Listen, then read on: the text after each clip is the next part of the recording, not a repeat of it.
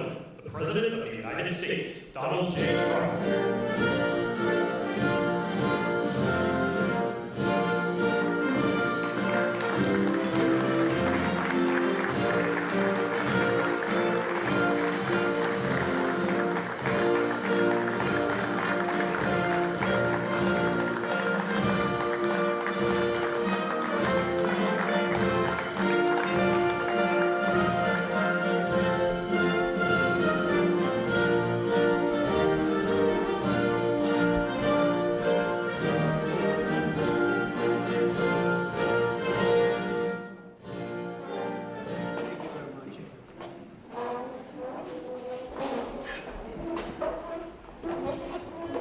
Well, it's a great honor to be with among the biggest companies in the world, by far, I would say.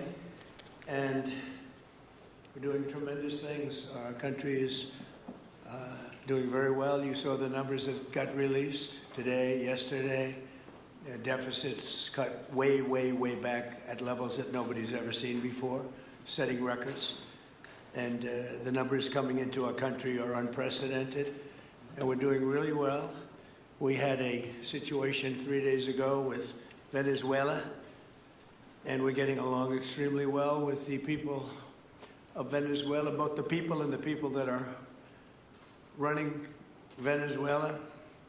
I just want to thank our military. What they've done is incredible. That was considered unprecedented, to go into a military fort with thousands of soldiers and others, and to come in with 152 planes going every which way, and at very rapid speeds, and helicopters, and to come out with no deaths and the loss of no equipment. It was pretty amazing. Nobody's seen anything like it.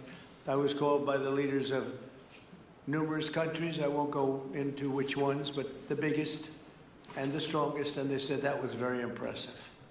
They were all impressed.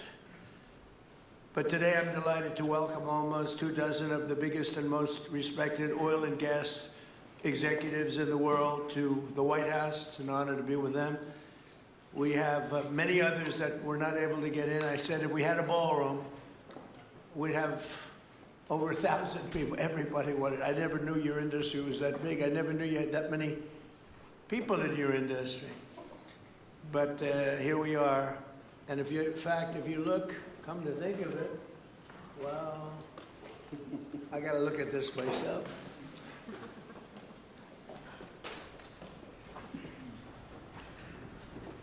Wow. What a view. This is the door to the ballroom. What a job. Unusual time to look, but I figure we might as well do it. If the fake news would like to go back and take a look, you can, but you'll see a very big foundation that's moving. We're ahead of schedule in the ballroom and under budget. It's going to be, I don't think there'll be anything like it in the world, actually. I think it'll be the best. We won from, this is, as you know, our biggest room, which would seat 100 for dinner, maybe, if you're lucky, if you're nice and tight. And the ballroom will seat many.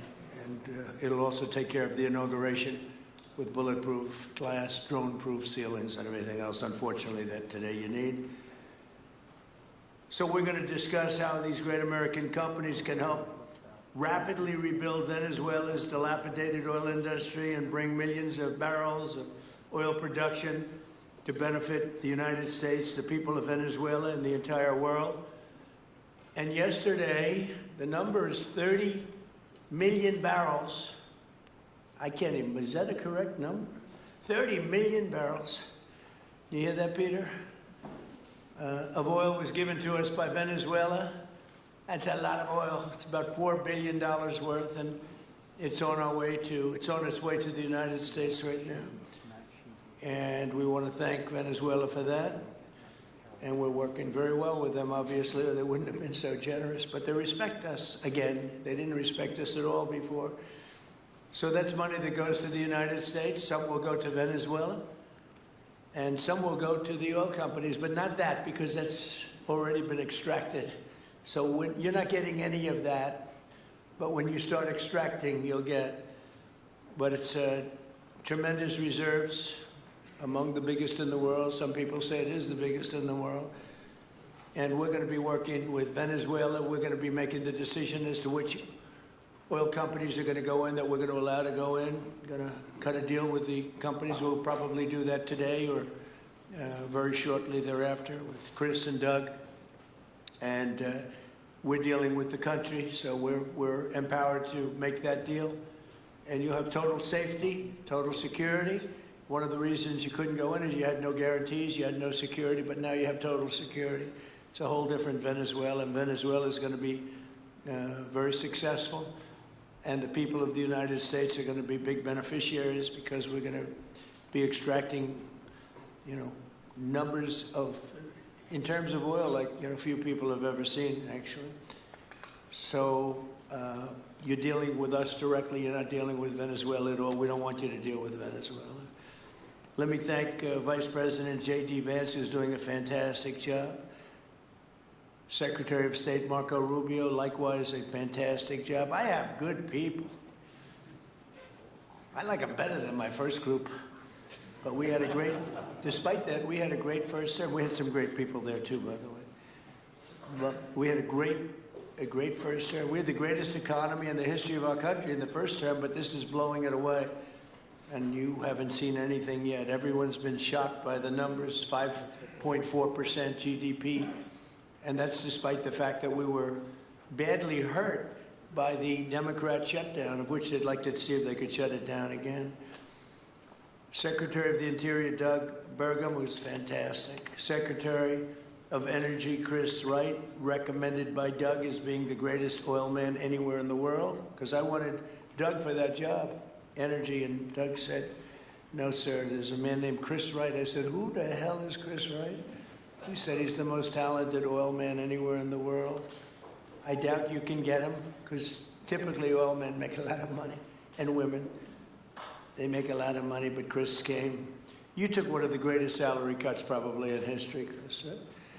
But he's a fantastic person, loves our country, and many other important members of this team. And I want to thank them for their efforts. As you know, last week, the United States Armed Forces performed one of the most spectacular military operations in American history, apprehending the outlaw dictator Nicolas Maduro for his crimes against the United States, crimes for which he has now been indicted and is in federal court awaiting trial.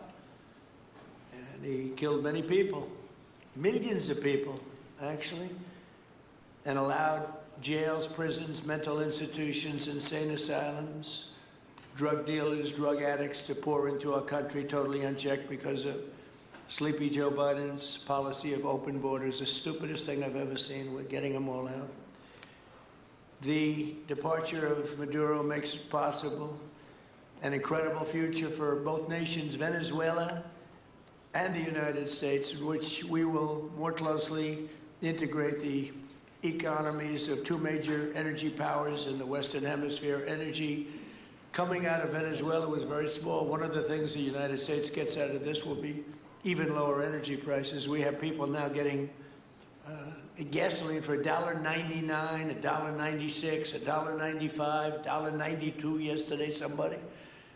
And it used to be $3.50, $4, $5 a gallon. Think of that, $1.99.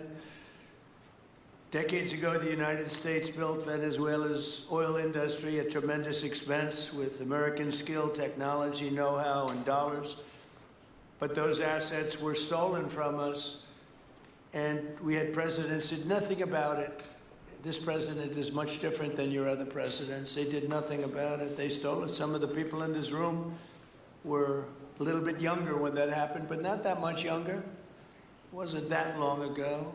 But they stole our assets like we were babies, and the United States did absolutely nothing about it. So now we're doing everything about it. Now we're doing 500% about it, but it's a long time after the act took place. So they stole from us, and it was taken by socialists and communists at the time, and Venezuela was going bad, really bad. And as much oil as they have, they're producing almost nothing, which is just a system. So we're really, if you look at it, we're taking back what was taken from us.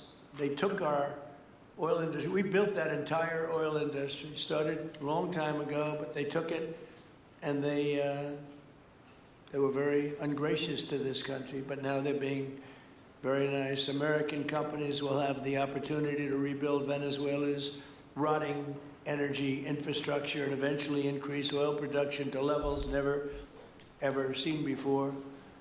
When you add Venezuela and the United States together, we have 55% of the oil in the world. The United States is #1. We have them drilling. Drill, baby, drill was my campaign, and Doug and Chris, I think we're setting records on drilling right now and taking oil without Venezuela. That's how we're getting the oil prices down. The plan is for them to spend, meaning our giant oil companies will be spending at least $100 billion of their money, not the government's money. They don't need government money. But they need government protection and need government security that when they spend all this money, it's going to be there so they get their money back and make a very nice return. The plan is for them to spend at least $100 billion to rebuild the capacity and the infrastructure necessary. Venezuela has also agreed that the United States will immediately begin refining and selling up to 50 million barrels of Venezuelan crude oil, which will continue indefinitely. We're all set to do it. We have the refining capacity. It was actually based very much on the Venezuelan oil, which is a heavy oil, very good oil, great oil. It's fantastic for certain things like asphalt roads, best there is in the world for asphalt roads and other things.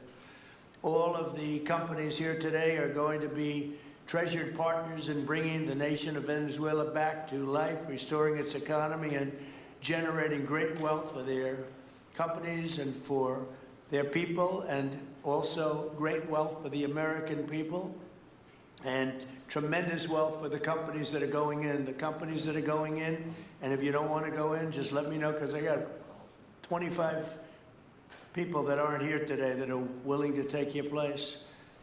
So I just want to thank, these are people that I either know or I know of by reading lots of business magazines and journals and papers. These are the greatest oil people anywhere in the world.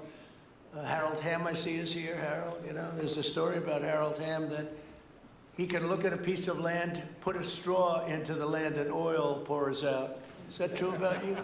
Whereas some of you guys have to invest hundreds of millions of dollars to find that oil, so we can't let that story be true. But they say Harold puts a straw into the land, and oil comes gushing out. So you're not a big R&D person, are you, huh? He's called Instinct for Oil. Now, he's got other problems, but we won't talk about those problems. But he's been a great supporter of mine for a long time, haven't you, Harold? So congratulations. But we have, and I think Harold would agree, we have the greatest oil men and women anywhere in the world sitting in this room right now. And we have a lot of people that will be back to see us sometime next week. We're going to have another meeting for another group. But we're going to do this very quickly. We can have this done almost immediately. So I'd like to thank you all for being here. I'd like to invite Vice President Vance to say a few words, followed by Secretaries Rubio, Burgum, and Wright. And then we'll have a few words from representatives that are here and to discuss their ideas, a couple of them. We have Chevron, which has been, where's Chevron? Where are you? Yeah, the far right. No, I thought you'd have a better location. You were the only one that was there for all that. I used to call you and say, what the hell is going on with Venezuela? He stuck it out. I don't know if you made money or not, but you stuck it out. I got to give you a lot of credit for that. Mark Nelson, thank you very much. Exxon CEO Darren Woods. Darren, thank you very much. How's Exxon doing? Okay? All right, thank you very much. They'll do a lot better now, won't they? Huh? Exxon's been amazing. It's been an amazing company. And ConocoPhillips CEO Ryan Lance, thank you very much. So you guys could say something, and then we'll take some questions from the press. And if anybody else would like to speak, we'll have you speak. We have all the time in the world. This is a big subject. This is massive wealth, and more importantly than massive wealth, it leads to lower taxes and a lot of jobs for Americans and for Venezuelans, but for Americans in this case. And I just, again, appreciate you all being here. And I'd like to ask JD to say a few words, please. Thank you. Thank you, Mr. President. Thanks to everybody for being here. You know, as a Marine Corps veteran for my entire lifetime, presidents, and let's be honest, they were Democrats and Republicans, would send the American military to far-off places. They would get us involved in these endless quagmires. They would lose hundreds or thousands of American lives, and the American people would get nothing out of these misadventures. And now you have an American president who's empowered the American military to stop the flow of drugs into our country and to ensure that we, as opposed to our adversaries, control one of the great energy reserves that exist anywhere in the entire world. And he did it without losing a single American life in the process. It was an amazing operation. It's going to make our country richer. It's going to make our country more powerful. It's going to make our country safer. And it's going to lead to the decline, the further decline of drug overdose deaths in the United States of America. An amazing thing, and I'm happy to be here to talk about how we can make it an even bigger and better operation for the American people. Thank you, sir. Thank you very much. Marco? Thank you, Mr. President. And I think this is a reminder that everything this president does, everything President Trump does, is with the American people in mind. It was not in the national interest or national security of the United States and of our people to have in our own hemisphere a country, not just with vast energy reserves, but controlled by an indicted narco trafficker who flooded our country with illegal immigration, including drug gang members, openly cooperated with drug gangs, and by the way, stole the wealth of that country to fund a repressive regime and also benefit adversaries such as Iran. All of that is now changing. As part of this process, the first phase, of course, is the phase we're in now, which is the stabilization phase. We do not want to see destabilization in the country. We're working very cooperatively with the interim authorities there to provide a market for the sale of the wealth of Venezuela in such a way that benefits the people, both of the United States, but also the people of Venezuela. And as a reminder to everyone, the president announced this just 2 days ago. Every penny, everything they buy with the money that they're making from the oil now, Mr. President, will be bought from America.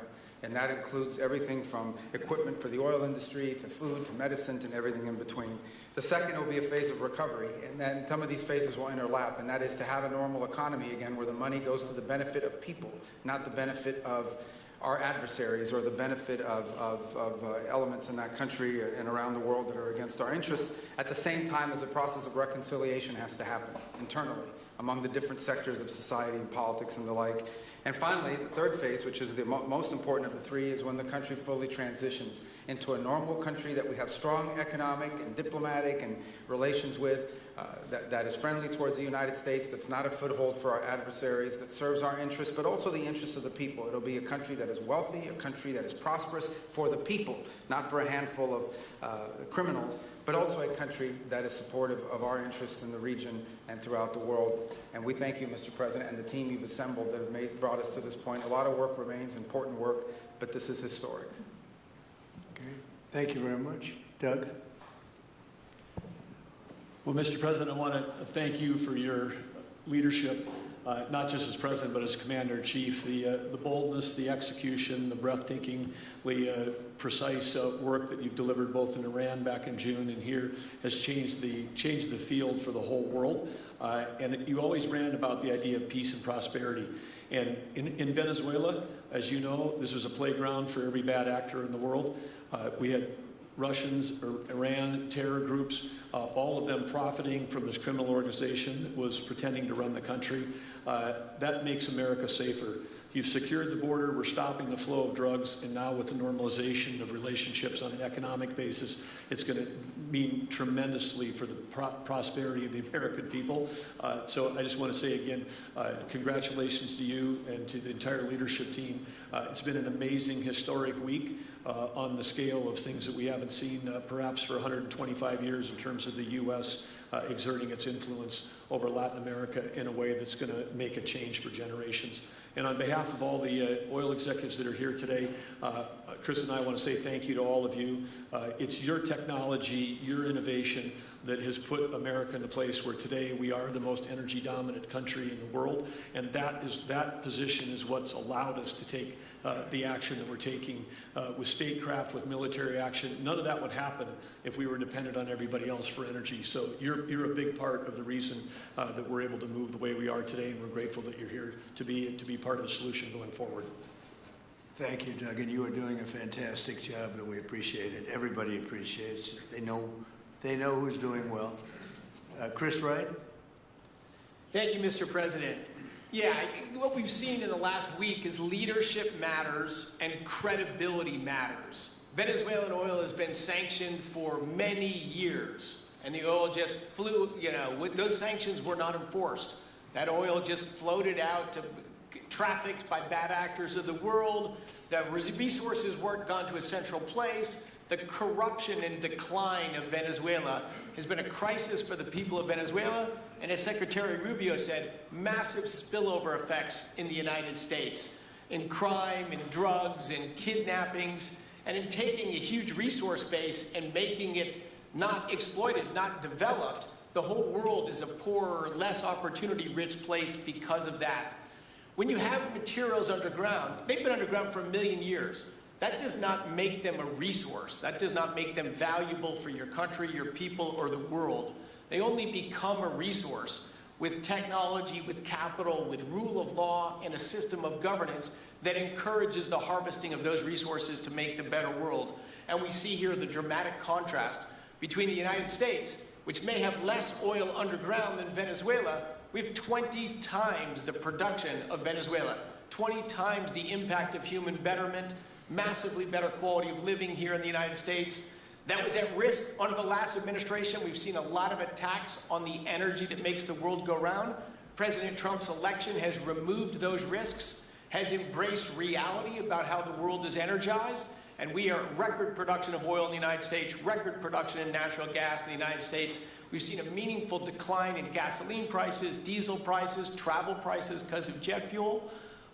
And now President Trump is taking the genius of a different way to try to solve a 25-year festering problem in Venezuela, that all the traditional things have not worked, but ordering both a tremendous military operation to remove the heads of a criminal organization masquerading as a government, and then to use the power of our military, not to fire bullets, but to stop the flow of Venezuelan oil to the world, immediately gave us leverage over the interim authorities in Venezuela and has allowed us to be in this position today where the actions of this government can massively improve Venezuela for the better, and the bigger impact is to massively improve the quality of life, affordability, safety, and security of the United States. Very proud to be here.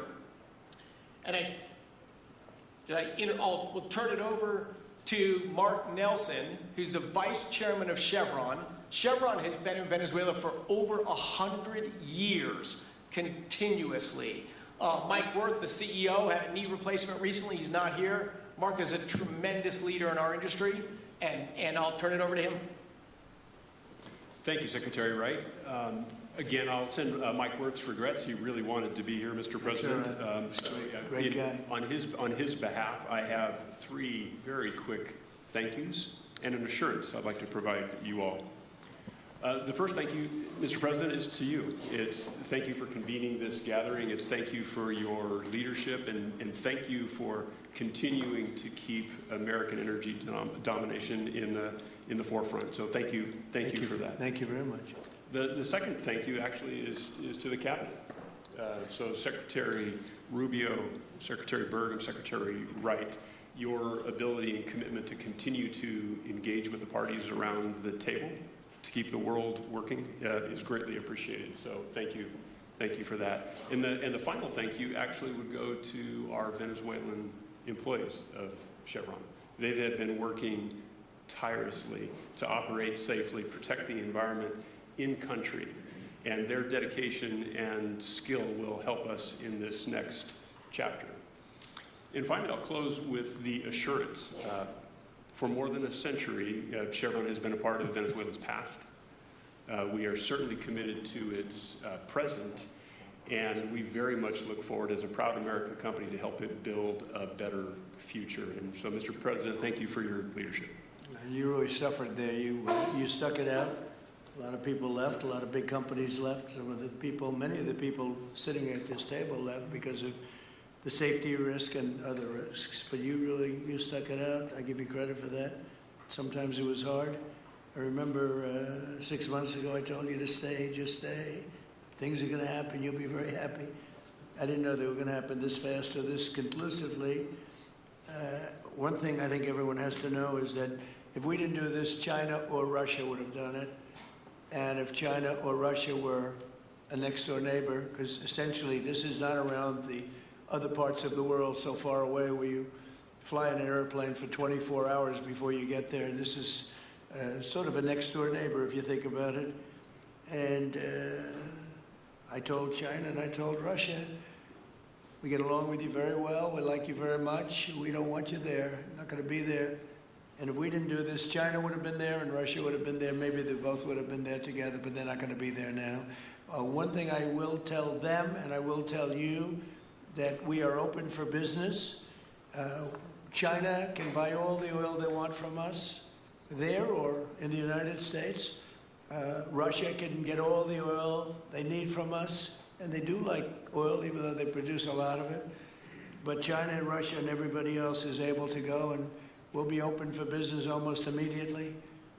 I have a feeling the $100 million will be spent $100 billion will be spent very, very rapidly by these very big, powerful, and rich companies, and I think they're going to be able to rebuild the infrastructure. And I hope it's going to be brand new as opposed to a rehab, because I know the tremendous difference between the new and the not so new in your industry. The new is much more beautiful, much better in every way, and actually much smaller. It's like everything else, gets smaller and stronger. It's a combination of smaller, better, and stronger. So I hope you're going to build all brand new stuff, rip out the old crap that's been there for so many years, and do it the right way. You're going to be there a long time. If we make a deal, you're going to be there a long time. If we don't make a deal, you won't be there at all. It's, you know, sort of interesting. But again, China and Russia would have been there if we didn't do this.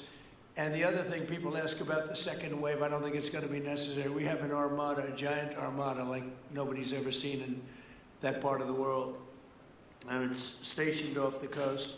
And we are getting along so well with the people that are involved in representing Venezuela that I don't think we're going to have any, I don't think it's going to be necessary to do the second wave. We were planning on a second wave, but the first wave was so powerful and so good and so strong. And frankly, the people in the country, they did the right thing. They were smart. They did the right thing. They didn't want to go through a second wave. But we've got a tremendous number of the most powerful ships in the world right there. I don't think we're going to have to use that. I'm happy to say that. I don't think we're going to have to use that at all. If I could ask Chevron, you did a great job. I want to thank you. And ExxonMobil, if you would say a few words, and then followed by Conoco, great companies, massive companies, great companies. Exxon, please. Sure. Thank you, Mr. President. I appreciate the invitation and the opportunity, frankly, for the entire industry to show up and provide a perspective. Frankly, we've been kind of unresponsive to the press regarding Venezuela. I guess today's the opportunity to address the press directly with respect to a number of questions that have been asked of ExxonMobil. First and foremost, obviously, is the interest that we have in Venezuela. And I think, you know, the way I would position that, I think one of the reasons why we see many of the industry players here is we're in a depletion business for a product that is in great demand and will be in demand for many, many, many decades to come. And as a depletion business, the biggest challenge we have is finding resources. There's an opportunity in Venezuela with all the resources there. Is we don't have that challenge of finding, we have the challenge of developing those resources. So I think it's in the best interest of these companies and frankly society as a whole for the industry to be interested in understanding what the opportunity represents. I'll just share a philosophy that ExxonMobil has when we enter countries, because we do business all around the world in a number of different regimes. We take a very long-term perspective. The investments that we make span decades and decades, so we do not go into any opportunity with a short-term mindset. And there's a value proposition that we have to meet. It has to be a win-win-win proposition. Obviously, it has to be a win for the company and our shareholders and to generate a return for the investments that we make. Has to be a win for the government. The resources are an important source of revenue that help support the people of the places that we do business. And it has to be a win for the people. We have to be wanted there and to be a good neighbor. And those three things ensure a stable, long-term platform for the large investments that we make for the long term. With respect to Venezuela in particular, we have a very long history in Venezuela. In fact, we first got into Venezuela back in the 1940s. We've had our assets seized there twice. And so you can imagine to re-enter a third time would require some pretty significant changes from what we've historically seen here and what is currently the state. If we look at the legal and commercial constructs and frameworks in place today in Venezuela, today it's uninvestable. And so significant changes have to be made to those commercial frameworks, the legal system. There has to be durable investment protections, and there has to be a change to the hydrocarbon laws in the country. We're confident that with this administration and President Trump working hand in hand with the Venezuelan government, that those changes can be put in place. And with respect to the Venezuelan government, that perspective we don't have a view on. We haven't talked to the Venezuelan government, and obviously we have yet to assess the people's perspective with respect to ExxonMobil entering the country. In the short term, there are things that can be done while the longer-term issues are being worked. For us, we haven't been in the country for almost 20 years. We think it's absolutely critical in the short term that we get a technical team in place to assess the current state of the industry and the assets, to understand what would be involved to help the people of Venezuela get production back on the market. With the invitation of the Venezuelan government and with appropriate security guarantees, we are ready to put a team on the ground there. We also have a integrated set of capabilities from production to refining to trading, and I think we can be of assistance to getting the Venezuelan crude to market and realizing a market price to help, again, with the financial situation in Venezuela. So those are my short-term perspective that I have. I'd say maybe close with a thank you, Mr. President, for the work that you've done to secure not only the national security, but the energy security of the region. And then thank you, Secretary Rubio, Secretary Wright, Secretary Burgum, for your leadership in this matter. Thank you. How long would it take you, Darren, as Exxon to, if we make a deal, and if we make a deal, how long would it take you to get in there and get started? Well, the first step, this technical team, as I talked with Secretary Wright earlier this week, we started from the beginning to put the team together so that if and when it was needed, we could hit the ground almost immediately. So we can hit the ground and within the next couple of weeks start the assessment. And then from there, we need to understand. That's what we want. We want speed and quality. That's what we want. Thank you, Darren. And Conoco, Ryan? Thank you, Mr. President. Appreciate the opportunity to be here, too. And you've assembled a great team. And our congratulations as well for removing one of the terrible people in the world and bringing them to justice. It was quite amazing. I think you've given hope to the people of Venezuela again, which I think is quite remarkable. And we've been on the other end of that despot regime a long time. Our assets were expropriated. I had a little bit more hair when that happened. And, you know, I think we're the largest non-sovereign credit holder in Venezuela today. So we're in a bit of a different situation, but I think your big and bold idea to use energy commerce instead of conflict is something that could make a real big difference in Venezuela. And our company certainly stands ready to help in that endeavor. Encourage you to continue to think bigger and even bolder. And we've had some discussions with your energy team about that as well. As we think about the other people that need to be in this room and in this discussion are the banks, and including probably the Exim Bank, as we think about how the debt needs to be restructured and the financing to deliver the billions of dollars that are required to restore their energy infrastructure. And I think as we think that big and bold, we need to be also thinking about even restructuring the entire Venezuelan energy system, including PDVSA. And I think if we can do that and think bold, there's an opportunity to be quick, fast, and restore the quality of what's happened in Venezuela, or what's been lost in Venezuela over the course of the last 25 years. So thank you for this opportunity. Well, thank you very much, and you'll get a lot of your money back. We're going to start with an even plate, though. We're not going to look at what people lost in the past, because that was their fault. That was a different president. You're going to make a lot of money, but we're not going to go back. You left a lot of money behind, I guess, huh? What number? 12 billion. How much? 12 billion? Well, it's a good write-off. It's already been written off. It's been all right, thank you. You'll make it back one way or the other. You're all going to do very well. I think really very well. Marco just gave me a note. Go back to Chevron. They want to discuss something. Go ahead. I'm going back to Chevron. Marco. Thank you, Marco. Was there a question, Mr. President? Yes, go ahead, Marco. What are you saying here? Mark, if you increase. can update us on operations in the ground and with the appropriate approvals, what you might be able to achieve in the next 12 to 18 months, give us a little view from the ground. You bet, you bet. So today, Chevron has 3,000 employees in 4 different joint ventures in Venezuela today. And over the past 5 to 7 years, they've taken production from about 40,000 barrels a day to 240,000 barrels a day, essentially getting those facilities and that equipment up to standards that would be something that people in the room would be more accustomed to. Given the work we've done with Secretary Wright and Secretary Burgum and even Secretary Bessent, I think we have a path forward here very shortly to be able to increase our liftings from those joint ventures 100%, essentially effective immediately. We are also able to increase our production within our own disciplined investment schemes by about 50% just in the next 18 to 24 months, and that's just leveraging what's on the ground. So to Secretary Rubio's comments about phase 1, this is taking the momentum of improvements we've already made there locally and building on those and creating more momentum for the people of Venezuela. Do you think you have an advantage being there? It's, you've been there by the skin of your teeth. It's been tough for you to be there. But do you think you have an advantage over the other people in this room by the fact that you are there?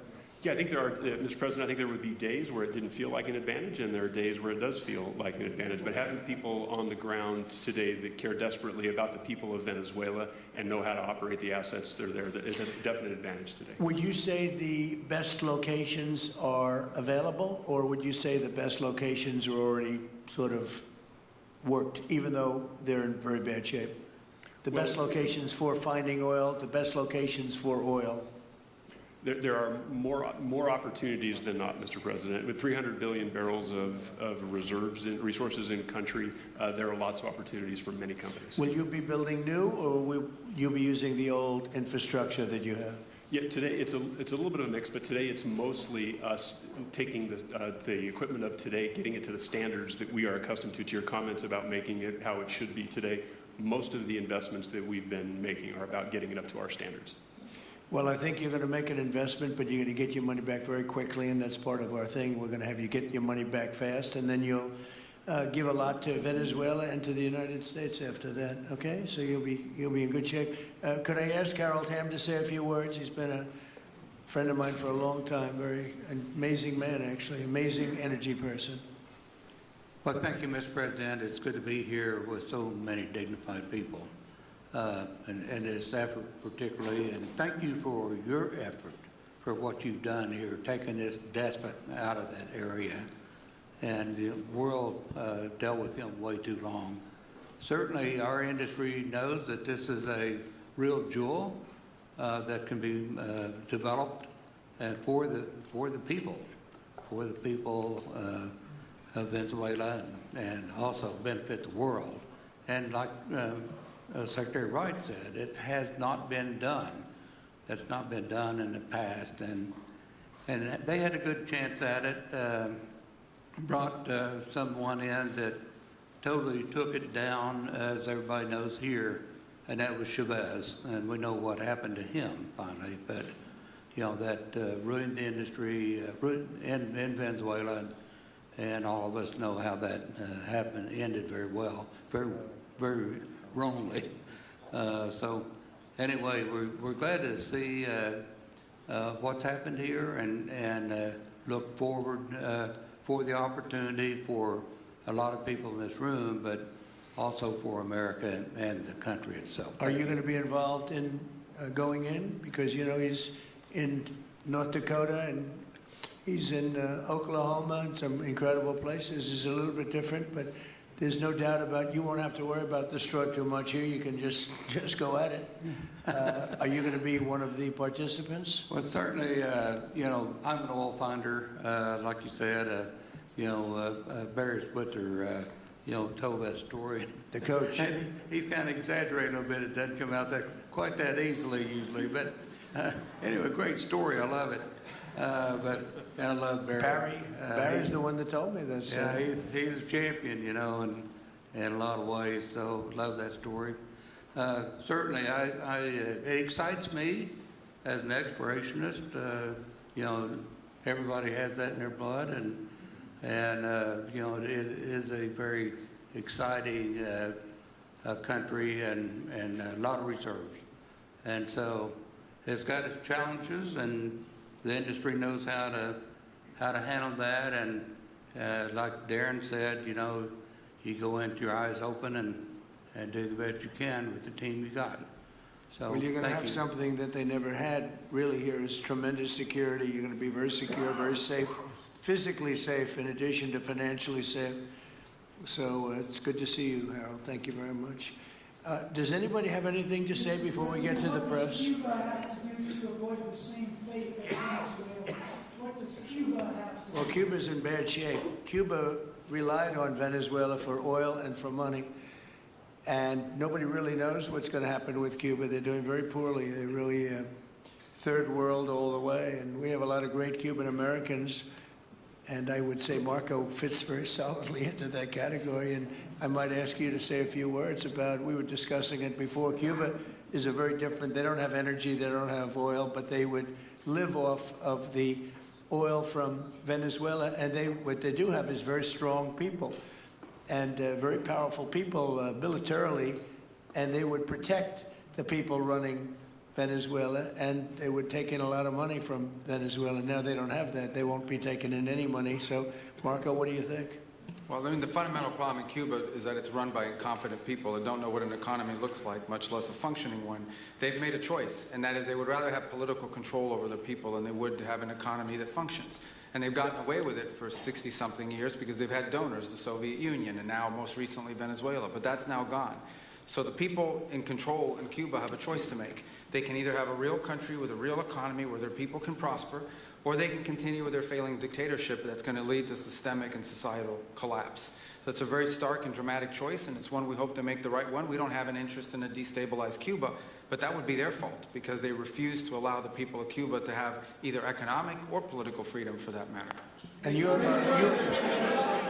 have a lot of people in this country that want to go back to Cuba and help Cuba. A lot of people have left, you know, they came in penniless, they didn't have anything, and they've become very rich people in our country, and they want to very much go back and help Cuba. So that's something that Cuba has that a lot of other places don't have. Peter? President Trump, thank you. I do want to ask you about Minnesota, but first, just more on topic. President Zelensky said that he was watching with the rest of the world as you made this order to go and capture Nicolas Maduro. And he said, if that's how it works with dictators, then the United States knows what to do next. Sounds like he wants you to go and capture Vladimir Putin. Would you ever order a mission to go and capture Vladimir Putin? Well, I don't think it's going to be necessary. I think we're going to have I've always had a great relationship with him. I'm very disappointed. I settled 8 wars. I thought this would be in the middle of the pack or maybe one of the easier ones. And I don't know if you know, Peter, the last month, they lost 31,000 people, many of them Russian soldiers, and the Russian economy is doing poorly. I think we're going to end up getting it settled. I wish we could have done it quicker because a lot of people are dying, and mostly soldiers. You know, they get hit in Kiev and they get hit a little bit here and there, and people are dying there too. But largely, it's the soldier population. When you have 30,000, 31,000 soldiers dying in a period of a month, 27,000 the month before, 26,000 the month before that, that's bad stuff. So, as you know, President Biden gave $350 billion to Ukraine to fight, and we would never get that back, although I did make a rare earth deal to get it back, so we will be getting it back, but shouldn't have done that. It was a bad thing to do. I will say that right now, because I was able to get NATO to up GDP from 2% to 5%, NATO's got a lot of money, and they're paying for everything. We're not losing any money. We're making a lot of money, I guess, if you think of it, because we're selling them military equipment. They're probably giving it to Ukraine.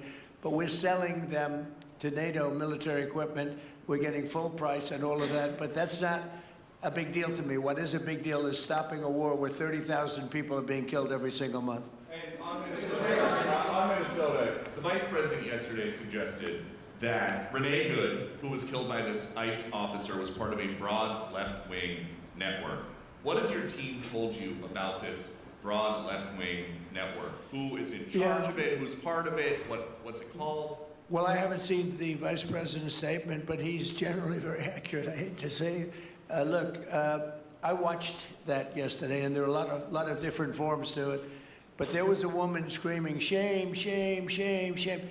She was a agitator, probably a paid agitator, but in my opinion, she was an agitator, a very high-level agitator, so professional. She wouldn't stop screaming. I said, this isn't a normal situation. This is a professional troublemaker. Because you heard it and I had it. Now, I will say this, the news sort of turned her down, turned her off, because you're trying to watch. She was so loud and so crazy and just not normal. When somebody sees something like that, they don't go screaming and the same words. So, I guess you could say professional, but I didn't think she did a very good job. You have agitators, and we will always be protecting ICE, and we're always going to be protecting our Border Patrol and our law enforcement. Mr. President. Mr. President, in your conversations with these oil executives today, did you provide any security guarantees so that they can do their work safely in Venezuela? Yeah. And separately, Mr. President, they will have those guarantees, yes. And separately, Mr. President, I'm curious in terms of the future of Venezuela. Do you see Venezuela, now led by Delcy Rodriguez, as an ally of the U.S.? Is that the way that you view that country right now? Well, right now they seem to be an ally, and I think it'll continue to be an ally, and we don't want to have Russia there. We don't want to have China there. And by the way, we don't want Russia or China going to Greenland, which if we don't take Greenland, you're going to have Russia or China as your next door neighbor. That's not going to happen.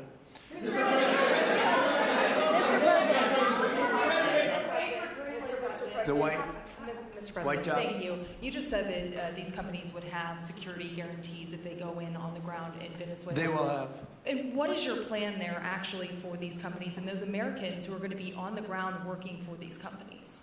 Well, there are going to be Americans. I assume they're going to be using a lot of Americans, but they're going to be using a lot of people from Venezuela and other places, I would imagine. But I would think that mostly they'll be using Venezuelan workers. They have a lot of great workers. They have a very high unemployment rate, and they have workers that are very familiar with taking oil out of the ground. Yeah. How long do you think the Ayatollah will be in power after what we've seen play out on the ground there? When is the U.S. going to get involved now that reports of protesters being killed on the ground? So Iran's in big trouble. It looks to me that the people are taking over certain cities that nobody thought were really possible just a few weeks ago. We're watching the situation very carefully. I've made the statement very strongly that if they start killing people like they have in the past, we will get involved. We'll be hitting them very hard where it hurts. And that doesn't mean boots on the ground, but it means hitting them very, very hard where it hurts. So we don't want that to happen. There have been cases like this where President Obama totally backed down. But this is something pretty incredible that's happening in Iran. It's an amazing thing to watch. They've done a bad job. They've treated their people very badly, and now they're being paid back. So let's see what happens. We're watching it. We're watching it very closely.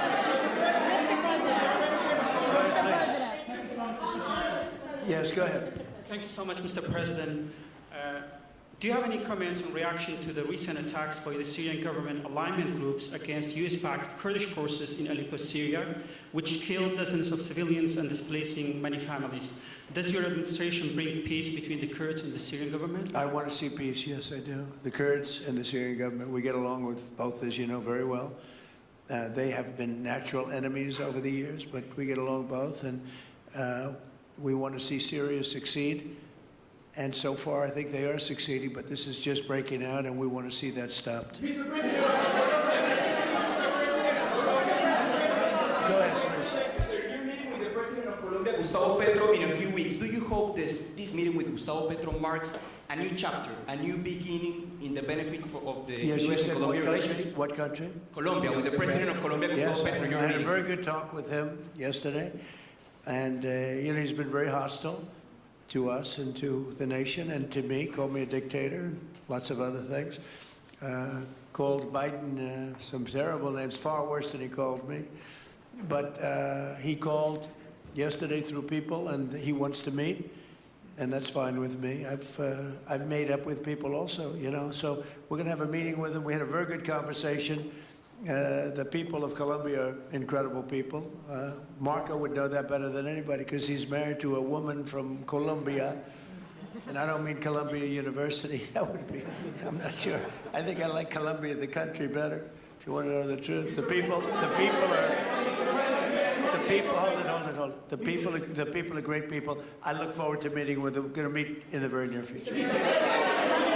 Would you meet the interim president of Venezuela here in the White House? Would you greet her to discuss the fate of the oil? Yeah, well, I'm going to meet a lot of people, and we're going to meet, we meet a lot of people.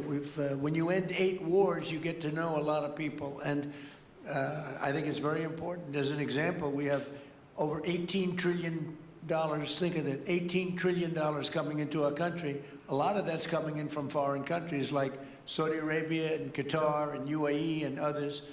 And I get to meet a lot of people, but I will be meeting with various representatives of Venezuela probably pretty soon. We haven't set that up. But the relationship that we have with the people that are currently running Venezuela is very good. We also have a young lady that received the Nobel Peace Prize. She's going to come in and pay her regards to our country, really, to me, but I'm a representative of the country, nothing else. And she's coming in sometime next week, I think Tuesday or Wednesday, and we'll see how that is. But no, we're dealing with the people from Venezuela. We're dealing with them very well. I think they've been very smart in the way they've dealt with us, frankly, because that whole place could have been obliterated with one more strike, and we didn't want to do that. Thank you so much. I have a question for you on Minneapolis, but on Venezuela and your meeting with Machado next week. If she gives you her Nobel Peace Prize, will that change your view about her running that country? Well, I have to speak to her. I'm going to have to speak to her. She might be involved in some aspect of it. I will have to speak to her. I think it's very nice that she wants to come in, and that's what I understand the reason is, because Norway is very embarrassed by what took place. They're getting decimated. Look, whether people like Trump or don't like Trump, I settled 8 wars, big ones, some going on for 36 years, 32 years, 31 years, 28 years, 25 years, some just getting ready to start, like India and Pakistan, where already 8 jets were shot out of the air, and I got it done in rapid order without nuclear weapons. I can't think of anybody in history that should get the Nobel Prize more than me, and I don't want to be bragging, but nobody else settled wars. Obama got the Nobel Prize. He had no idea why. He still has no idea. He walks around and he says, I got the Nobel Prize. Why did he get a Nobel Prize? He got it almost immediately upon attaining office, and he didn't do anything, and he was a bad president. So, you should get the Nobel Prize for every war you stopped. These were major wars. These were wars that nobody thought could be stopped. President Putin called me, and he said about 2 of the wars that he's been trying to stop them for 10 years. He wasn't able to do it. He couldn't believe it. So in theory, you should get the Nobel Prize for every war you stopped. Every one of them was major. But I don't care about that. What I care about is saving lives. I've saved tens of millions of lives. The Prime Minister of Pakistan came here, and he made a very public statement. He said that President Trump saved minimum 10 million lives having to do with Pakistan and India, and that was going to be raging. So, but I'm honored that she's coming here. I look forward to meeting her, yes. Go ahead. On Minneapolis, Mr. President, I have a follow-up for you. The state officials there have said that the FBI is not sharing evidence with them. Typically, they would conduct a joint investigation, as you know. Do you believe that the FBI should be sharing evidence with state officials in Minnesota? Well, normally I would, but they're crooked officials. I mean, Minneapolis and Minnesota, what a beautiful place, but it's being destroyed. It's got an incompetent governor, fool. I mean, he's a stupid person. And it looks like the number could be $19 billion stolen from a lot of people, but largely people from Somalia. They buy their vote. They vote in a group. They buy their vote. They sell more Mercedes-Benzes in that area than almost... Can you imagine you come over with no money and then shortly thereafter you're driving a Mercedes-Benz? The whole thing is ridiculous. So they're very corrupt people. It's a very corrupt state. I feel that I won Minnesota. I think I won it all 3 times. Nobody's won it since Richard Nixon won it many, many years ago. I won it all 3 times, in my opinion. And it's a corrupt state, a corrupt voting state. And the Republicans ought to get smart and demand on voter ID. They ought to demand maybe same-day voting and all of the other things that you have to have a safe election.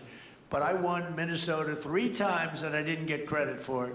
I did so well in that state every time. The people were crying every time after. That's a crooked state. California is a crooked state. Many crooked states.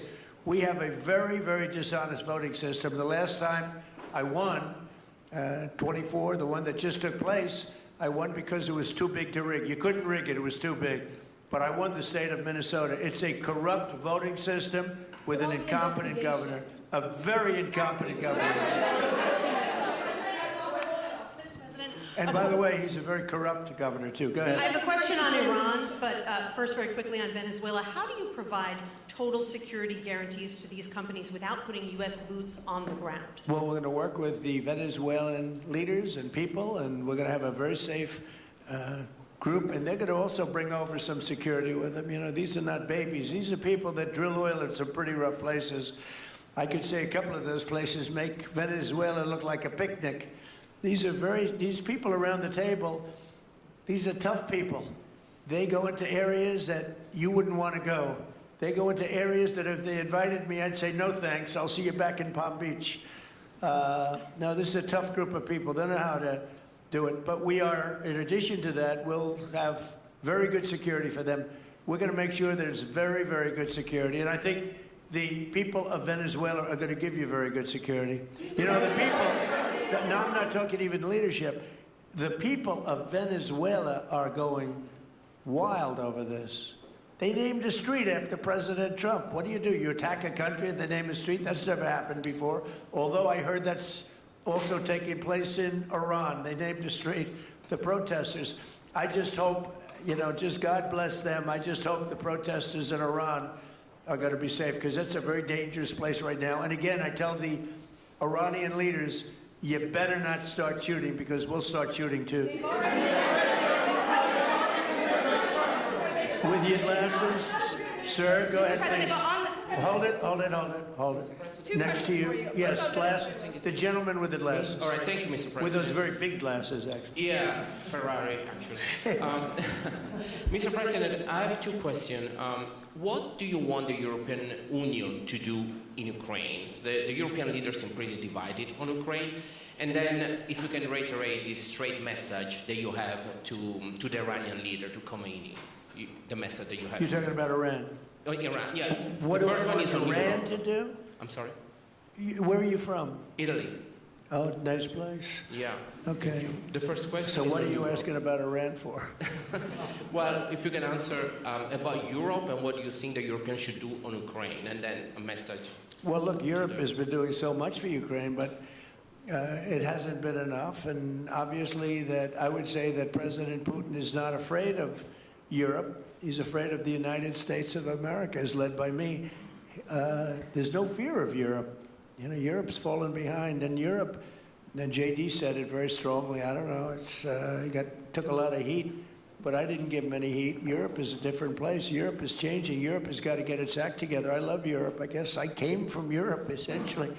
My roots are in Europe, but Europe is a different place. They have to get their act together. Now they've said they have a great NATO leader, and they've gone up to 5% from 2% GDP. That's a big step.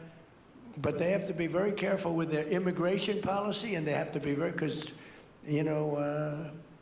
I will just say, to be nice, that there are certain places in Europe that are very important that are no longer recognizable. I'm being very nice, I'm being very diplomatic when I say that. They are not recognizable. And they have to be careful on energy because they're putting windmills all over the place and losing a fortune. They're destroying their country. They're just destroying the beautiful landscapes, the beautiful everything. They're doing, and by the way, in case you people don't know, I'm not much of a windmill person. I can proudly say, Doug, that we have not approved one windmill since I've been in office, and we're going to keep it that way. My goal is to not let any windmill be built. They're losers. They lose money. They destroy your landscape. They kill your birds. They're all made in China. And all you have to do is, just about all of the windmills are made in China, the structures. All you have to do is say to China, how many windmill areas do you have in China? So far, they're not able to find any. They use coal and they use oil and gas and some nuclear, not much, but they don't have windmills. They make them and sell them to suckers like Europe and suckers like the United States before. They are the worst form of energy, the most expensive form of energy, and in 8 years they're rotted out anyway. Go take a look at Palm Springs, California, and take a look at what that looks like. It looks like a junkyard of steel. So we don't approve, and I've told my people, we will not approve windmills. Maybe we get forced to do something because some stupid person in the Biden administration agreed to do something years ago. We will not approve any windmills in this country. Two questions. On Venezuela, is it ultimately more important to you to establish stability there or democracy there? Well, you're talking about maybe the same thing. I mean, you're talking about stability or democracy. I don't know. To me, it's almost the same thing. We want stability, but we do want democracy. Ultimately, it'll be democracy. Peter? I do have a policy question, President Trump, but I'm having a hard time seeing here. I see the American flag lapel pin. What is the other lapel pin on Somebody your gave me this. You know what that is? That's called a happy Trump. And consider the fact that I'm never happy. I'm never satisfied. I will never be satisfied until we make America great again, but we're getting pretty close, I'll tell you what. This is called a happy Trump. Somebody gave it to me, I put it on. Thank you. And the policy question. How much money are you thinking of giving people in Greenland to get them on board with a possible U.S. I'm not talking about money for Greenland yet. I might talk about that. But right now, we are going to do something on Greenland, whether they like it or not, because if we don't do it, Russia or China will take over Greenland, and we're not going to have Russia or China as a neighbor. Okay?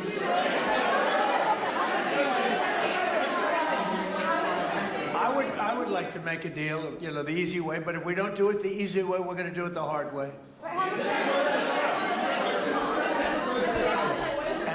And by the way, I'm a fan of Denmark too, I have to tell you, and they've been very nice to me. I'm a big fan, but the fact that they had a boat land there 500 years ago doesn't mean that they own the land. I'm sure we had lots of boats go there also. But we need that because if you take a look outside of Greenland right now, there are Russian destroyers, there are Chinese destroyers and bigger, there are Russian submarines all over the place.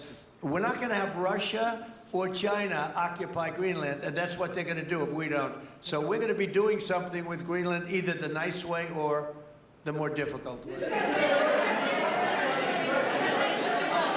Please, go ahead, ma'am. On Greenland, Mr. President, why is it so important to you to own it when you have a military presence there, which you could expand to affect security? Because when we own it, we defend it.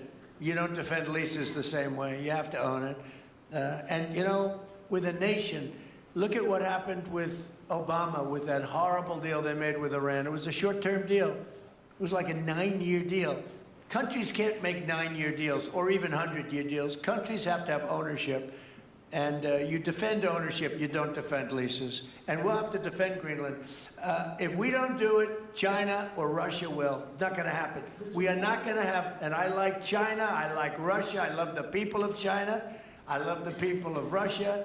I get along very well with President Putin, but I'm very disappointed in him. I get along very well with President Xi. I'm going to go over to China in April, but I don't want them as a neighbor in Greenland. Not going to happen. And by the way, and NATO's got to understand that. I'm all for NATO. I saved NATO. If it weren't for me, you wouldn't have a NATO right now. But we're not going to allow Russia or China to occupy Greenland, and that's what's going to happen if we don't. Go ahead. On the economic report that came out today, Mr. President, one, can you respond to that? And two, It was an amazing report. The most amazing thing is government jobs are way down, and yet the unemployment or the employment numbers are very good. We've gotten rid of tremendous numbers of federal government jobs. Nobody's ever seen anything like it.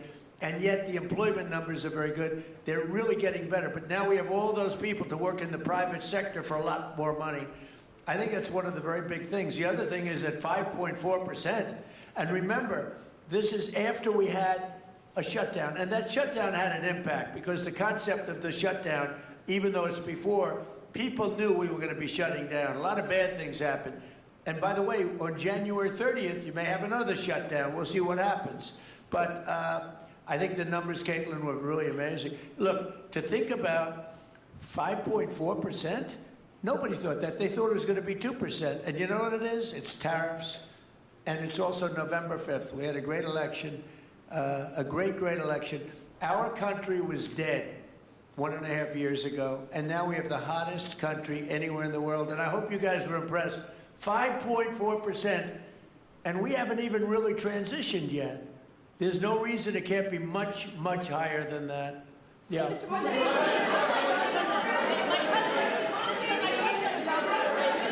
off, can you respond to the manufacturing? Let's give CNN a chance. You know, they've been fighting so hard to get back into the mainstream. Mr. President, you posted some numbers actually on Truth Social last night. People saying you posted the job data early when you're not supposed to obviously share it till the next morning. Did you do that on purpose? No, I don't know. If they posted them, I said post them whenever you get a chance. I don't know. They gave me some numbers. When people give me things, I post them. But the numbers are amazing. Yeah. Administration plan to distribute the money from the Venezuela oil sales? Is it, obviously you say it's going to go into these controlled accounts. Yeah. Would it go back to Venezuela in a direct payment? Is it going through these goods? How do you plan to do that? Well, we want to make sure that Venezuela can survive. You know, Venezuela needs money, and we're going to make sure that they get money. And we're going to get money, and the oil companies are going to make something for the work they do, and they're going to get back their money. We're devising a formula, but it won't be so much of a formula. It's going to be what they need. We're going to take care of what they need. There'll be plenty left over. We're going to have a lot of money left over. And the money left over is going to the United States of America, and the oil companies are going to be very happy. Yep. Thank you, Mr. Would the administration offer a backstop to these oil companies for like financial guarantees, some sort of backstop, if the country did destabilize again? That's a very interesting question, using the word backstop. I haven't heard that word in a long time. That was at the Wharton School of Finance I last heard. That's a good term. We ought to use it more often. I hope I don't have to give a backstop. Look, these are very smart people, the smartest people there are, not only in oil and business. These are the biggest companies in the world, sitting around this table. They know the risks. I mean, there are risks. We're going to help them out. We're going to make it real easy. They're going to be there for a long time. We're going to be there together for a long, long time. And they're going to be taking the oil, and they're going to be bringing oil prices down. They're going to make a lot of money. They're going to get their money back. They're going to be safe. The people of Venezuela are going to be big beneficiaries, and the United States of America is going to be a big beneficiary for what we've done. And you know, one other thing I might say, it's also very big for national security because, again, just like Greenland, we can't have China or Russia occupy Greenland.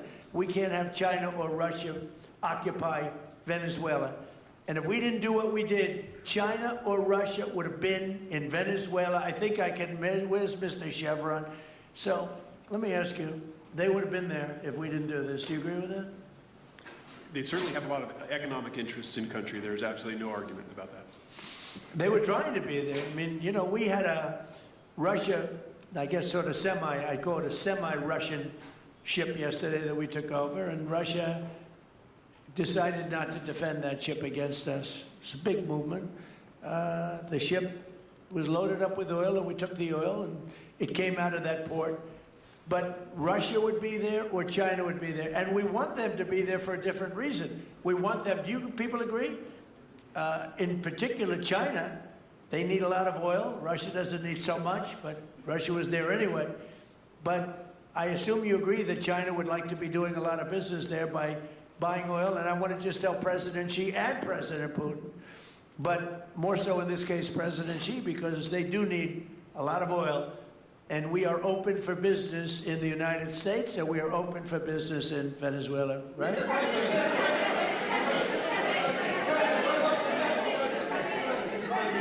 Go ahead, sure. You know, I could take questions from these people all day long. You know, they're sitting here, and generally, they're very rich, very powerful, but nobody gives a damn about them. It's a sad thing. You have all that money, all that power, and look at all these crazy questions.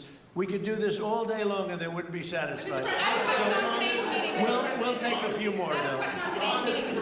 Let me ask you more importantly, do you have any questions from the biggest? Hold it. Do you have any questions for the biggest people on earth, the biggest business people, the biggest companies anywhere on earth? Do you have any questions for these people? No, do you have a question for them? Yes, but have Go you ahead, heard go from ahead, ask any of them. the companies in the room that they are committed to rebuilding the oil infrastructure in Venezuela? And for the executives in the room, what do you need from the administration in order to invest? That's a good question. Do you want to go and answer that question? Yeah. Exxon, small company. I'll refer you back to the statements I made before. There are a number of legal and commercial frameworks that would have to be established to even understand what kind of returns that we'd get on the investments. So I think all the investments and the opportunity sets, I think everyone sitting around this table would have the opportunity and the know-how and the capability to make the investments. The questions will ultimately be how durable are the protections from a financial standpoint, what do the returns look like, what are the commercial arrangements, the legal frameworks, all those things have to be put in place in order to make a decision to understand what your return would be over the next several decades that these $1 billion investments would be made on. You know, could I do this? Because we have, again, the biggest people on the planet Earth around this table, biggest companies in the world. I'd like to just ask them to introduce themselves. We'll start from this end and go around to here. And if you have anything to quickly say, we could do that. But you want to just start right over here? These two guys, we'll leave them out because they're with us. Please. Thank you, President Trump. John Addison at VTOL. We're here to ensure that you are going to be able to move all of this oil all around the world at the best price possible so that the influence that you have over the Venezuelans will ensure that you get what you want. Thank you. Thank you. Good point. Thank you, Mr. President. Ryan Sheffield of Formentera. My grandfather, Hugh Sheffield, was president of ARCO, Venezuela. Right. Thank you for what you did. Do you like what we're doing? There's a lot of shale there, a lot of upside. He would be very happy looking down. He'd be very proud of you right now, right? Yes, sir. Good. Thank you. Mr. President, Luis Rodriguez. I'm probably the only Venezuelan American sitting on around this table. I want to personally thank you for the courage of your actions over the last couple of weeks. I think I speak, and I speak of Venezuela in general in saying there's optimism. You've brought optimism to the table, and if the conditions are met, the opportunity is absolutely immense. I agree with that. That's true. Thank you. Well said, too. It's immense. This is a tremendous opportunity. Thank you. Richard Holton from Trafigura. We're working with your administration, Mr. President, to bring that Venezuelan oil to the United States. Our first vessel should load in the next week. Good job. Thank you. I think the reason that most of us are here and thinking about the future is because we trust you initially to set this program up that will work and guarantee that this can be done. And there's a huge investment that needs to be done. We've all agreed on that. And certainly we need time to see that through. So thank you for what you've done. Thank you very much. Thank you. Mr. President, I'm Lane Riggs, CEO of Valero Energy, and we're one of those companies that refineries in the U.S. are uniquely configured to run Venezuelan oil, and we're more than happy as this opportunity expands for us to further invest in our refineries to produce more of it. And you're very much set up for the heavy oil, right? Yes, sir. That's great. That's great. We're ready for it. Thank you, Mr. President. Thank you, Mr. President. Thank you for having us here. Thank you. And thank you for opening the door to a better Venezuela. We are a Spanish company, but we are fully committed to invest here in the States. We have invested over the last 15 years $21 billion in the American oil and gas industry, in Pennsylvania, in the Gulf of America, in Texas, and in Alaska with the discovery of Pica that is going to have the first oil this quarter and is going to change, it's going to reverse the declining history of that great state of Alaska. We are in Venezuela, Mr. President, with our partners of ENI. We produce the gas that guarantees the stability of a half of the grid power in Venezuela. So we are committed with this stability, and on top of that, we are on the ground, we have people, we have facilities, we have technical capabilities, and I take your point, Mr. President. We are ready to invest more in Venezuela. Today, we are producing 45,000 barrels a day gross of oil, and we are ready to multiply by 3 this figure in coming 2-3 years, investing hard in the country, following your recommendation, if you allow us, of course, and in the framework, commercial and legal framework that could allow this growth. So thank you, Mr. President. Thank you. Great job you've done. Thank you. Mr. President, thank you for having me. Matt Sheehy, I'm with Tallgrass Energy. We are an infrastructure business, so whether it's oil, gas, CO2, we move that around. So most of my customers are sitting around the table and happy to lend our expertise to what's going on in Venezuela to support the people. And obviously infrastructure is going to be critical to see it repaired. Thank you. Thank you. Mr. President, thank you. An honor to be here. Marianne Mannon, Marathon Petroleum. We are one of the largest U.S. refiners. On behalf of the men and women of Marathon Petroleum and of our industry, thank you and the administration for what you're doing for U.S. energy independence. We have the ability and the capability of our assets to process Venezuelan crude, and the people of Marathon Petroleum stand ready to do so. Do we need more refineries in our country? In the U.S., probably Yes. not. We have sufficient capacity. That's amazing. A lot of it was approved during my first term. We were getting you approvals that nobody could have gotten in Louisiana and other places, and they got built. Before that, it was a disaster. We didn't have the refineries. Now we do because of the first term. Please. Darren Woods, ExxonMobil. Okay, we'll go over here. Thank you, Mr. President. Jeff Hildebrand, founder and chairman of Headquartered Energy, one of the largest private energy companies in America. Who's bigger, you or Harold? We're close. Huh? We're close. Harold. Absolutely, Mr. Ham. But thank you for your great, tremendous leadership in protecting the interests in the Western Hemisphere. The message that you have sent to China and our enemies to stay out of our backyard is absolutely fantastic. So thank you. Thank you very much. And finally, Hillcorp is fully committed and ready to go to rebuilding the infrastructure in Venezuela. You'll go there? You'll be going? Yes. Good. That's good. You'll be very happy. Thank you very much. Thank you, Mr. President. Jeff Miller, CEO of Halliburton Company. We are the largest American oilfield services company. We're the second largest in the world. Been in business over 100 years. Started operations in Venezuela in 1938. Long time in Venezuela. I personally lived there for 4 years and raised my kids there. So quite familiar with Venezuela, and just couldn't express gratitude more so for the opportunity to return to Venezuela under the stability that I know that this team and your team are able to deliver. And so When did you leave? Huh? When did you leave Venezuela?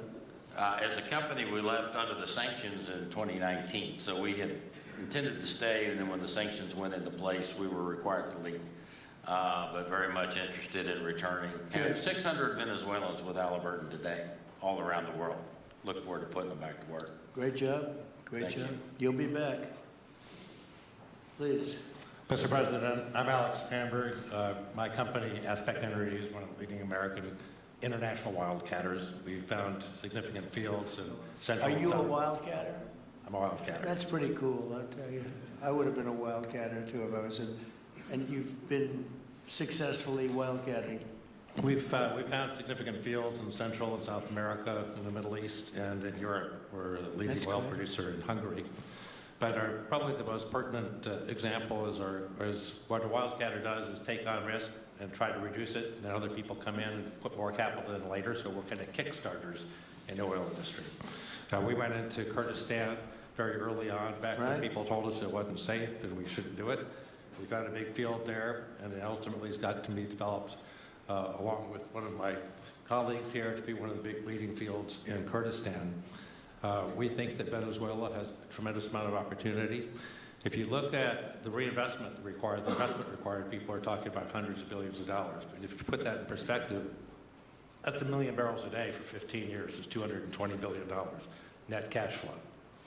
So what we really need to do is to be able to kickstart production and then reinvest and have the confidence to reinvest. And what you're doing by putting the United States in control of the cash flow coming out of the country, it gives companies like ours the confidence to say we can kickstart this production and then reinvest and reinvest. In Hungary, we've invested $1 billion in changing the trajectory of Hungarian oil production. We were only able to do that not because we could write $1 billion check, we're a smaller company, but because we reinvest all the cash flow back into new production. Good. Mark Nelson with Chevron. Sure. Again. Thank you, Mr. President. I'm Claudio Scalzi, and ICO, Italy. We started working in Venezuela in 1980. We have a lot of oil, but now just the gas is flowing because it's not under sanction. And as my colleague from Repsol said, we cover more than about 50% of the electricity in the country. So that is essential to avoid any kind of problem, social problem. We own about 4 billion barrels of reserves, so a huge amount in the Orinoco Belt, in the central Venezuela. We have now in the country 500 people, most Venezuelan, and we are ready to invest. Clearly, we are ready to invest. We thank you for the big efforts and the efficiency of your action, and we are here. And we are here to work together with the U.S. We are also a big investor in the U.S. So we thank you again, and we are there. And we are also ready to join with American companies in our assets to develop and go faster with good investors and good know-how from the U.S. company. Yeah. Thank you. You've done a great job. Thank you very much. Mr. President Rossborough, good to see you again.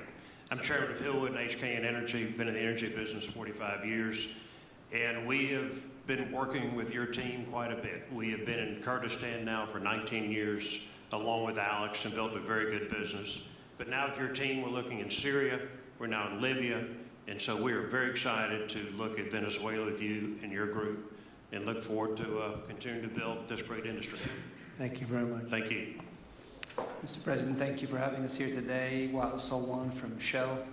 Of course, we have a huge presence here in the U.S., in the Gulf, as well as in Pennsylvania with a petrochemical facility, which I think we had the opportunity to host you at, as well as being one of the largest LNG off-takers of American LNG.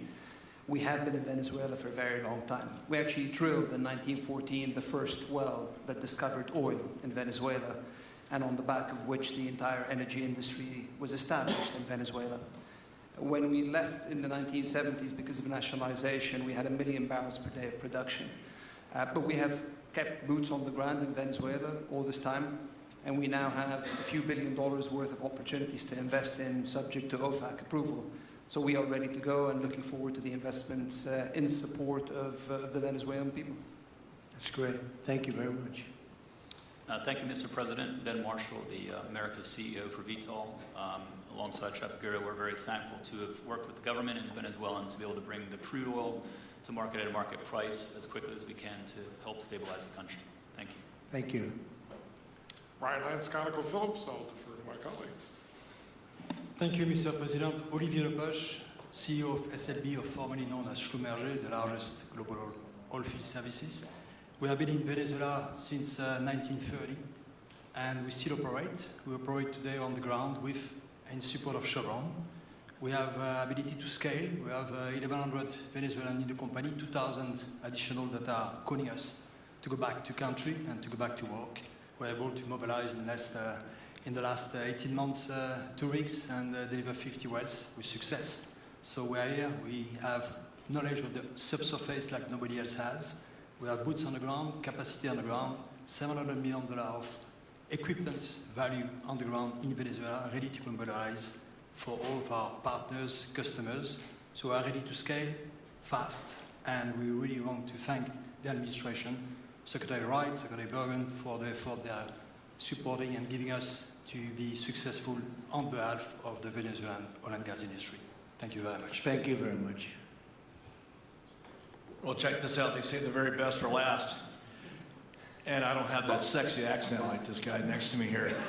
Mr. President, my name's Bill Armstrong of Armstrong Oil and Gas. I'm a private independent guy. And in real estate, you were a wildcatter. So wear that motto proudly. But like you, I was my own guy. I don't have shareholders. I don't have private equity partners, but I've been drilling all over the place. In fact, I had the largest discovery in Alaska, biggest discovery in 50 years in our country. I now control 8 million acres adjacent to Venezuela, so I'm already heavily invested in the area. We share a 150-mile border with Venezuela in the countries of Aruba and Curacao, and we are ready to go to Venezuela. It is, in real estate terms, it is prime real estate, and it's kind of like West Palm about 50 years ago. Yeah. Very right. Yep, I agree with you. Thank you. Congratulations. So I think what we're going to do is speak without the press to these gentlemen, see what kind of a deal we can make.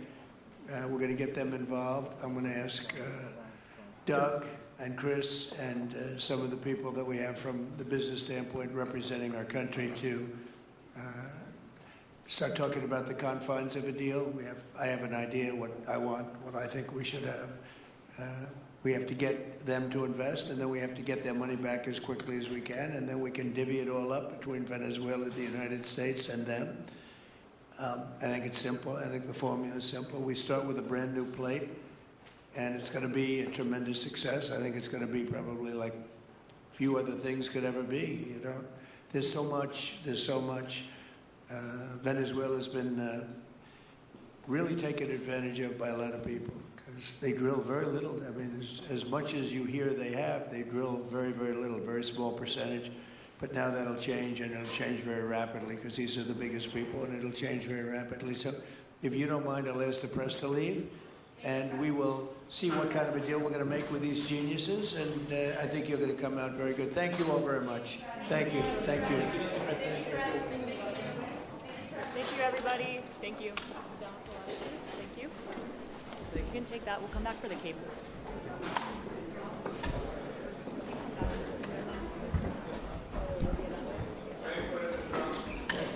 You can come back for anything. Okay, thank you. Thank you. Keep going. To raise their hand if they would be going to Venezuela. If you want to ask them what is next step. Thank you, press.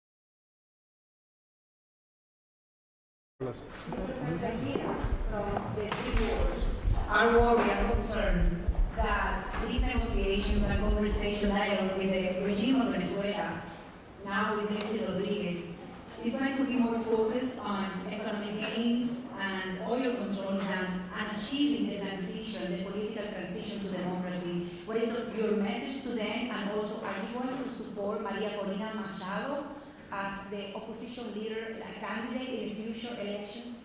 It will be something that I think you're going to be very impressed with when we're all finished with this process. As you know, it's been a very complicated situation for many, many years. We have just uncomplicated it a lot. And in the end, what we want to do is we want to see votes, we want to see voters, we want to see democracy, we want to see a lot of good things. And I think in the end, you're going to be very impressed. Okay? Thank you very much. Thank you. Everybody, please keep moving. Thank you, everybody.